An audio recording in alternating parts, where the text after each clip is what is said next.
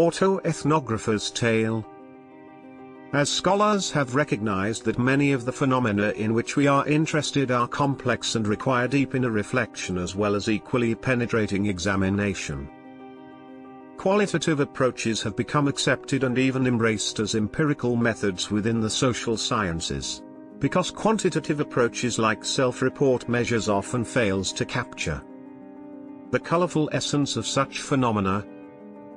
Qualitative designs based on interviews and other in-depth data-gathering procedures provide exciting, nimble, and useful research approaches.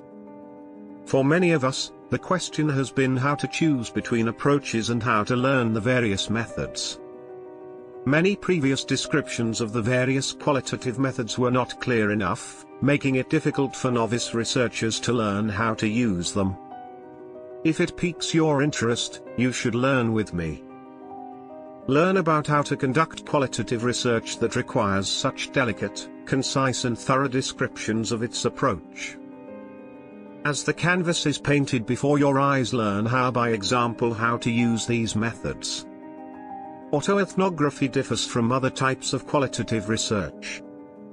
Autoethnography is an academic genre that draws on and analyzes or interprets the author's lived experience and connects researcher insights to self-identity, to cultural rules and resources, to communication practices and traditions, to premises and symbols, to rules and shared meanings, to emotions and values, to larger social, cultural, and political issues. Find the autoethnography data collecting tools and use them well. Participant observation, interviews, conversational engagement, focus groups, narrative analysis, artifact analysis, archival research, journaling, field notes, thematic analysis, description, context, interpretation, and storytelling. Then create a masterfully painted narrative that will evoke and capture lived experiences of your subjects.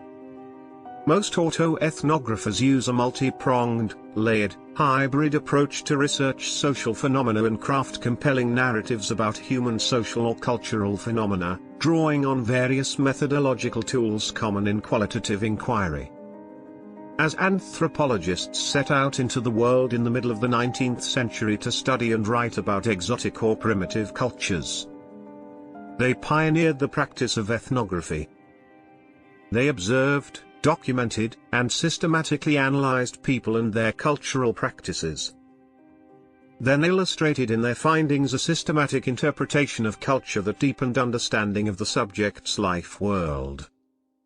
Early ethnographers provided naturalistic realist tales that emphasized objectivity. Van Manen, 1988.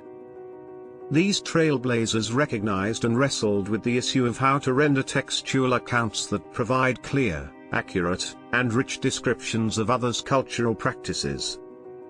Observing events from the perspective of an outsider looking in on the scene was a common approach among early ethnographers.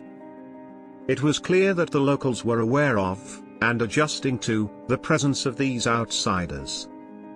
As serious questions arose about the possibility and legitimacy of offering purely objective accounts of cultural practices, traditions, symbols, meanings, premises, rituals, rules, and other social engagements, the idea of writing about the researcher's experience as though they were actors on stage, playing their scene.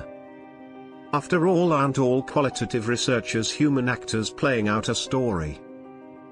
Interpreting responses to unfolded events. Playing their role as expected, being neutral or objective scientific observers.